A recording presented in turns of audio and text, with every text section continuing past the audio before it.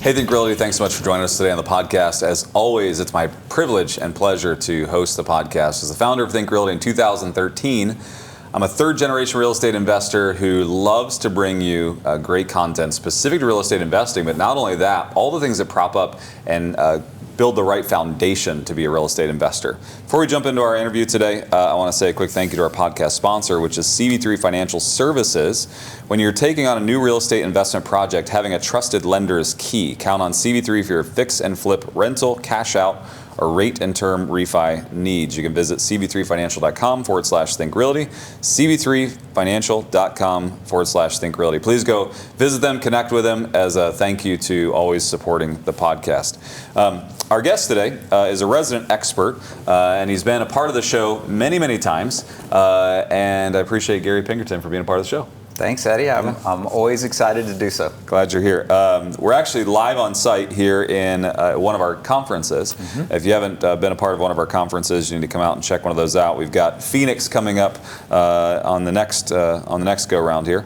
But Gary, we've talked about different topics, and I think today I want to broach the topic of wealth management, wealth strategy, because I think that where a lot of real estate investors, and maybe somebody maybe this the dichotomy here of like somebody who's just thinking about getting involved or somebody that's been involved, that are really getting to a place where they're considering moves because the market is typically not favorable for a traditional investor today.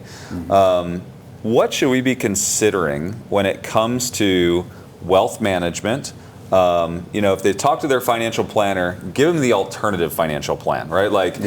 Because they're hearing things like, hold your cash, be careful, get into things that are just tried and true right now. We don't know what the market's going to do, right? Like somebody like you that's doing similar work, but with different vehicles, very robust in real estate. Like, what is the opposition to all of that they're hearing? The crazy thing that everybody hears, and when I talk to people who have been to more of a typical market-based financial advisor, they're telling them, hey, listen, those alternative things are risky, right? You don't want to do that. And to their defense, like it's because they're not doing it, right? Anything is risky that you're not personally doing. But they often will call that traditional financial work where you hand your money to a manager who's the professional and he takes care of it, and magically at retirement age you're all set, right? Many baby boomers would say that doesn't exactly go that way. But the amazing thing is that they call that traditional, yet it's only been around since like the 70s. Like when I was a kid, we'd go to fish fries on the farm. My parents didn't know it. Like none of the parents were talking about what stocks they were buying. But then when I had my kids, we're sitting at the beach and we're all talking about what stocks we're buying. But it has become that really, the typical kind of thing, right? And people call it traditional, but it's not. Like owning real estate goes back to the beginning of man. And so why real estate and the alternatives are important in your world is because you have control over it, right? Fundamentally, it's something that has universal need. It is something that, so people are gonna need it, and you're really in control of it. And it's physical, right? Like it's brick and mortar, and so it's something you can see, you can touch, you understand what's happening, you can interact with the people who are using the product. So I spend a lot of time with my clients in wealth management talking about how do you reduce the risk, right? And I'm not talking about foreign versus domestic stocks and all that stuff. To me, the way I look at that goes at the very top of this hierarchy or pyramid of wealth that you're building for your family. That stuff that you have very little personal control over is at maximum risk because, again, you're not controlling it, right? And so we try to help people do things like, really strong guaranteed savings vehicle, make sure their emergency fund is strong. Maybe if they have interest in their own business, get involved in that, real estate. And then things where they at least can go visit the thing they're investing in. Like I'm invested passively in lots of apartment buildings like you are, very limited partnership interest, personal wealth or personal like equity in there.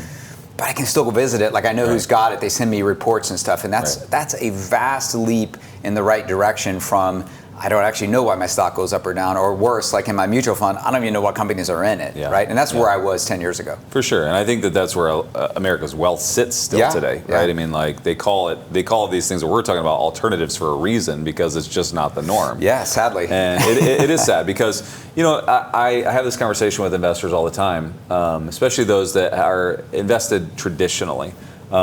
Is that it's like, well, I got this rental property over there, and they're like, over here, and they're like, well, isn't that a scary thing? Like, what if you don't have tenants? I was like, well, I could sell it. I could turn it into a short term. I could turn it into a long term, right? Like, I could fractionalize it and put a bunch of college students in there and charge them all $100 a month each, right? Like, but here's the problem. Like, when you bought your Best Buy stock, do you get to walk into Best Buy and be like, hey guys, I think we should be selling more computers than TVs? Like TVs aren't working for us, right? Like, you have no jurisdiction, right? And so that's why, like, you talk a lot about agency or control, like controlling your world. And hard assets, in my opinion, are one of the true ways to control your world, especially if there's multiple opportunities. A single family house has more uses than just, a long-term rental. Like, I can make that house perform however I want, right? Like, we're both invested in Cape Coral, and, when my short-term rentals weren't doing exactly what I wanted, I build out the garage as a game room, put a hot tub out back, and all of a sudden they're performing again,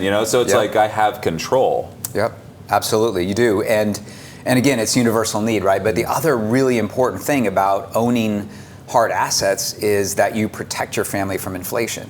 So when I was a kid, we lost our farm. We were homeless. It wasn't the like living on the street in a major city homeless. We borrowed a broken down old trailer from my uncle on his land, and so we weren't living outside, but we had no assets. And the reason was because we had variable interest rate loans on a farm in the 70s and early 80s, when rates went to like 20% for a few weeks. And so what I learned from that is that you have to protect your family's wealth from inflation. Maybe it's not something you're thinking about when you have 3 kids and you're in your 30s, but eventually you start thinking, hey, I worked really hard to earn this stuff. How do I hold on to it? And if you haven't gone through inflation, sadly many Americans have today, but before 2023, many people are like, what are you talking about? Like, why save money? It doesn't grow. And why do I worry about inflation? Because we hadn't seen it for 20 years, but now we saw it again, right? And so owning real estate that's being inflated like everything else, food and cars and whatever, going up at 5 to 10% a year. If you can protect your family from that, and actually it'll cause you to get wealthy if you have fixed interest rate loans on it, right? So we know people, we've experienced ourselves where you double, your asset doubles in value all of a sudden. Like, it does nothing, it cash flows for like 10 years, and it's a pain in the rear sometimes, but then all of a sudden it doubles in value, because of something they did in the economy, right? It's wild. And so it's a fundamental thing to have hard assets. People talk about gold and silver, and we get that in our mind, right? But no one will rent the gold from you. No one will lend you the money to buy it, right? It doesn't cash flow. So there's nothing wrong with gold, but it does the same thing. But this other asset will do it with all the other benefits. Yeah, for sure.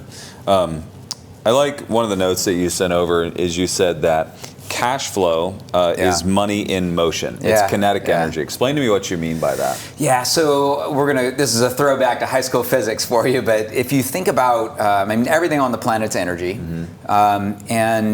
and let's say you have this boulder on the top of a hill, right? It's just sitting there. It's been sitting there your entire life, whatever reason, it's just not moving.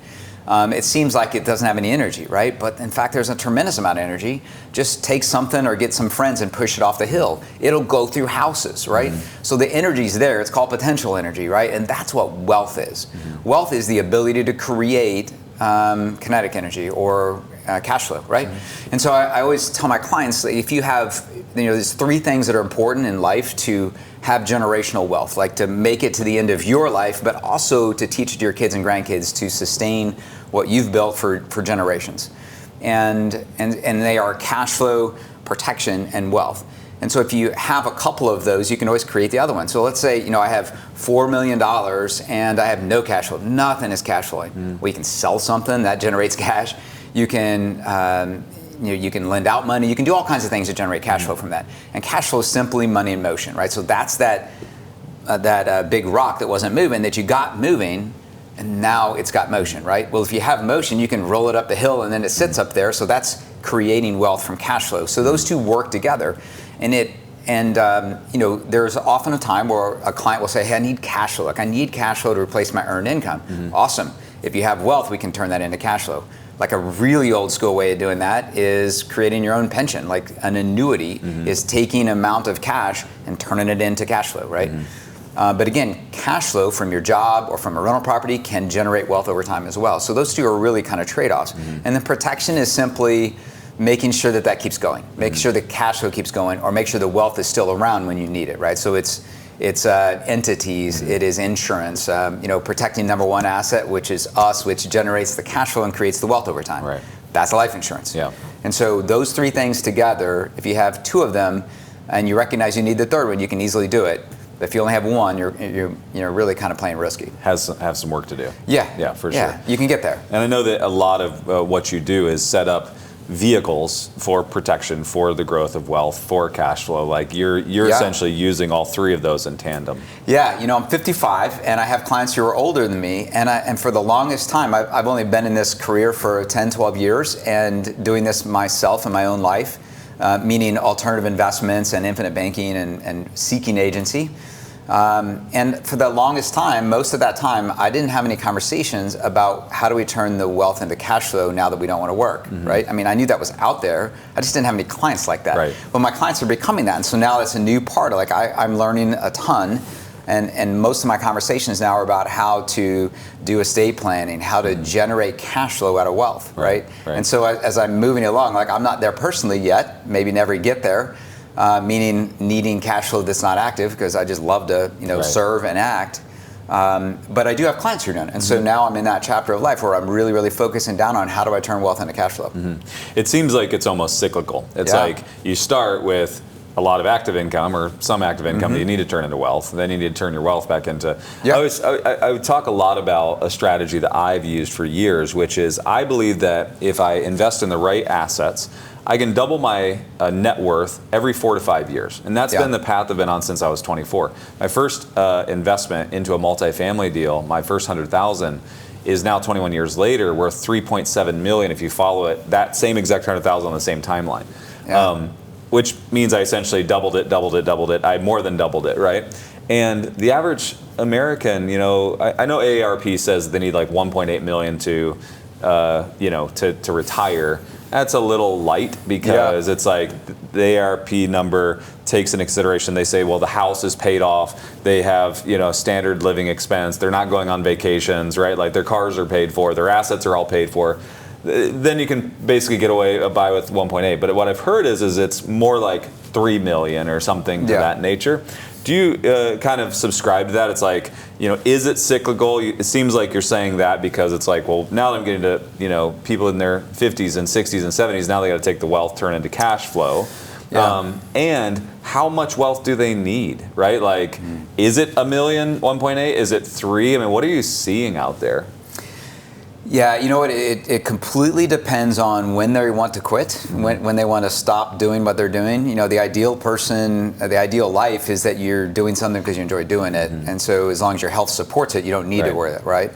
But if kind of more the typical approach, if I'm working for somebody else's company, I'm building their wealth, I'm tired, I'm frustrated, I want to see my grandkids, I want to travel some, they have this kind of pent up demand of things that they've been putting off. That person needs a little bit more in the first 10 years or so when they're retiring in their 60s, maybe early 70s. And somewhat, this isn't really sarcasm, people actually tell their clients this. They call it the go years, the slow go years, and the no go years, right? So like if you split those up into 3 different decades or 5-year periods, in the early go years, like you're traveling around, you're doing all this stuff that really, in a perfect world you would have already done, but it's on your bucket list and you're completing it, right? Then you get to like, okay, I'm just going to hang out here with my grandkids, and then I don't feel like going as much.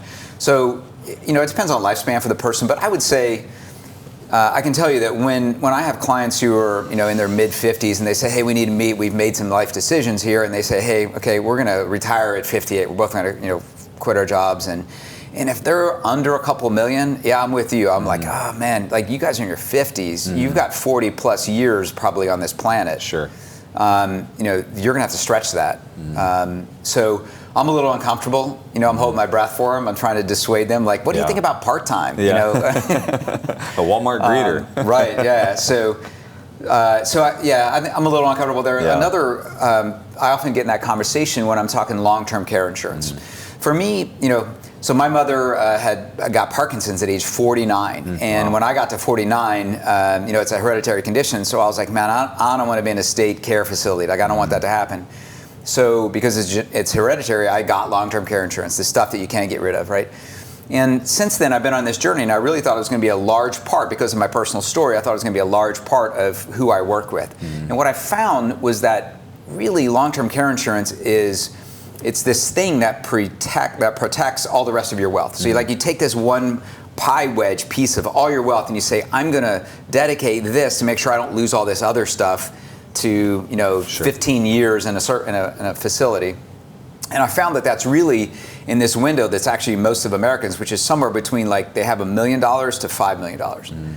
And so I would say that's the window where you may have enough, you may not have enough, depending on how you're going to live life. Right? So, but typically, if you have over $5 million, you can figure out how to invest it with some certainty to not end up on state care. But if you're less than $1 million, don't worry about the long-term care. That might happen. You might end up in a facility, but more likely you're not going to have enough money to eat. And so when I reflect back on your question, I think it's somewhere in the 1 to 3 million range. You got to be really careful if you're intentionally retiring. The word retirement means to take out of service, right? And so if you're going to take your value to the world, that paycheck you're receiving out of service, you ought to have more than $3 million today, in my opinion. Yeah, that's a good number. Yeah, and I think that, overall, the majority of Americans that are going to have this issue that they're not preparing, I think the baby boomers seem to have done a decent job at amassing wealth, holding on to their capital. The generation I'm afraid of is not even my generation, Gen X, because a lot of us are, we're receiving the benefits of the baby boomers, right? There's transfer of wealth. It's really the Gen Z, Gen Y, because, the average, I read the stat the other day, that the average person in America has $83,000 in their retirement account. Well, you think about all the people that that have 1 to 5 million, it's being so skewed because the next generation is just not preparing. They have massive credit card debt. We're over, I think, $2 trillion in credit card debt. 14% of Americans have missed a credit card payment in the last 12 months, right? We're having massive debt issues. And so it's we got to get to a place where we're talking earlier to them about agency, because the only way agency comes is to create wealth, because then wealth can create cash flow, Yeah. There's a lot of disillusionment right now. They don't understand. It's a lack of education about work ethic and controlling your own future, but it's also being disillusioned. That 2020 had a lot bigger impact on us than I think people are really admitting or understand, and it had to do with just not being out there socially and not working in a group environment. All the remote work has its advantages, but it also has its detractions, and I think we're seeing that come out on people who are just they're living with family, and they don't understand why they can't start their own home like their parents did. They want to take their own path, but they just don't see it. They don't see where that path is.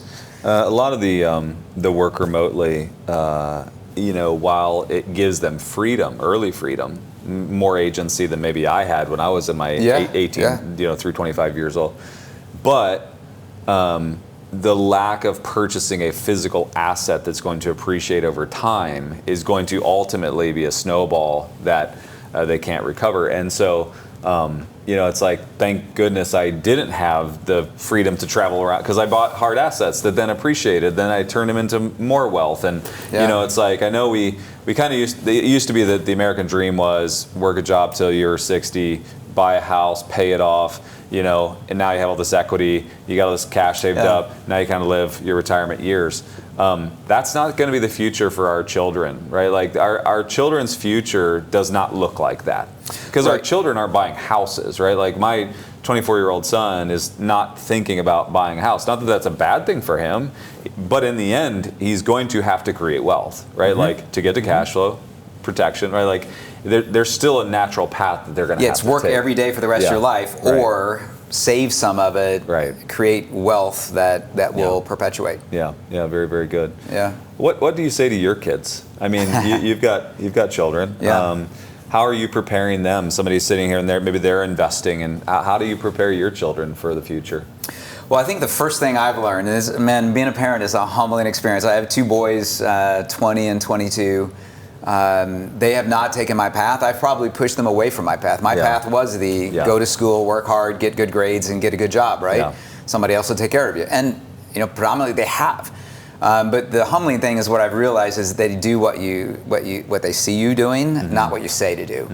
So I'm trying to show them the path. And my dream is that both my sons will start their own businesses. There are so many businesses that are available at incredible bargains right now. Right. Because the baby boomers are graying out, and I'm not passing out. They're leaving the workforce because they built the wealth. Right.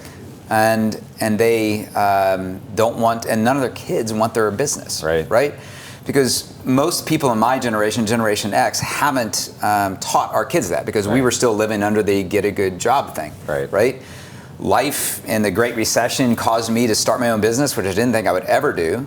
And now I see that running businesses is amazing, right? Most of I'll tell you, my really successful, wealthy clients that are comfortable and enjoying life, they're plumbers, they're HVAC business owners, right? They're the non-sexy businesses that are always going to be in need. And so I'm trying to teach my sons, work ethic, of course, but they're just watching me do it, right?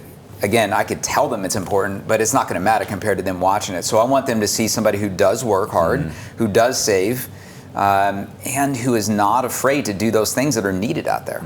I love that.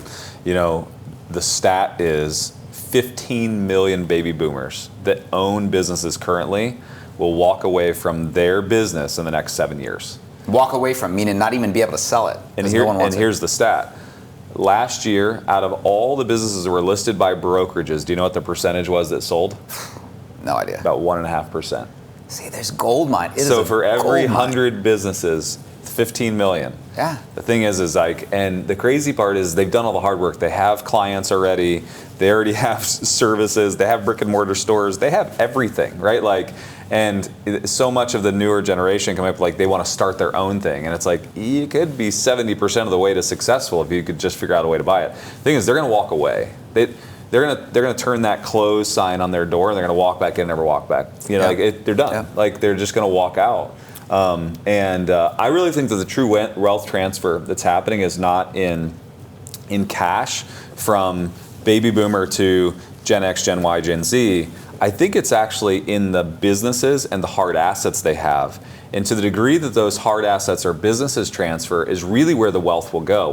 The drum I've been beating like crazy is everybody says, well, I wasn't privileged enough to have a baby boomer ahead of me that's going to pass me cash. And I'm like, no, there's 15 million of them that'll pass it to you if you're willing to go get it, Yeah. So it's wild. Absolutely. I know lots of business owners who are giving their businesses to their best employee, not their kids. Right. Because their kids don't want to be an orthodontist or a dentist or whatever it is. Yep. Yeah. And so some of that, in the dentist world, you mentioned, the hedge funds have come in and really kind of, destroyed quality for the customers and made it a sweatshop for the dentists. And, so some of that's not good. Yeah. But a vast majority of the businesses just don't scale like that. They don't. The HVAC companies hasn't been taken over by. They're trying. They're trying really, really hard. The private equity funds are buying service-based businesses like crazy right now, but they can't buy them fast enough. And in the end, their service always lags. When you try to scale, the service lags. That's what I was going to mention is you can go buy somebody else's business, but if you don't understand why they have loyal customers, you're wasting your money. Totally. Yeah. I was talking to my lawn care. I need to shut down the podcast, but I was talking to my lawn care guy the other day, and his son was out there doing it. And he's retirement age. He's built a good landscaping business. He does architecture and landscape and all this stuff. And I was so proud of his son, because his son went to college, came back and said, actually, the life I wanted was the one my dad has. And his son's taking over the business. Nice. I thought, if I was that dad, I'd be on cloud 9. Absolutely. Yeah, so cool. And hopefully his dad is. And he probably is, because he's a hard worker. 100%. Yeah, I loved it. But it's it's not an easy business. He's out there cutting grass and, doing landscape in hot weather. But, man, how cool is that? Because, and what the kid said, he's 23, 24 years old, and he told me, he was He said, I watched my dad control his destiny, and that's what I wanted. I didn't want a big corporation. I was like, I like fist bumped, and I was like, this is great. Like, this is awesome. Yeah. It's like, I was like, coming from a dad that, has a 24 and an 18, and it's like, that's what you want for your kids, them to control their own destiny. So.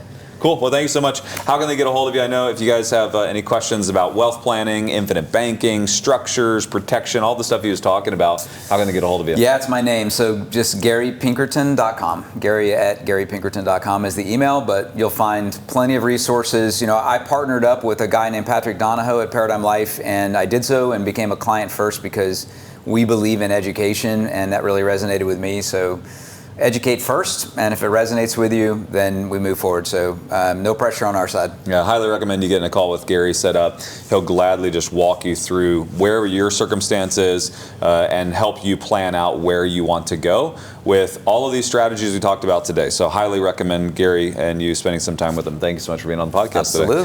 Thank you one more time to our podcast sponsor, which is CV3 Financial Services. When you're taking on a new real estate investment project, having a trusted lender is key. Count on CV3 for your fix and flip, rental, cash out, or rate and term refi needs. Visit cv3financial.com/Think Realty, cv3financial.com/Think Realty. And one last plug for our Think Realty Plus program. If you haven't already joined it, our Think Realty Plus program is everything we have to offer. And the crazy part is it's only $14.99 a month. It's the most expensive thing we have to offer, but it gets you everything. It gives you access to our conferences. It gets our magazine on your doorstep. It gives you access to our resident experts on our monthly calls. And it just gives you everything because we want to be a companion to you as you're going through this investment journey. We want to give you good data, good information, and put people in front of you that are actually doing the work, not some guru out there that you're paying that really isn't flipping the house. We're going to put a flipper in front of you. Not, we're going to put a land developer in front of you. We're going to put a multifamily syndicator right in front of you to really help you understand. Not somebody that's a slick salesperson, but somebody that's actually physically doing the work. That's why we call them resident experts, because they physically do the work. So join the Think Realty Plus program. The way you can do that is you can go to thinkrealty.com, use the code LAUNCH. The code LAUNCH, that'll get you that $14.99 program, and you will be the better for it. Thanks so much for being a part of the podcast today, letting us be a part of your life. Have a great day.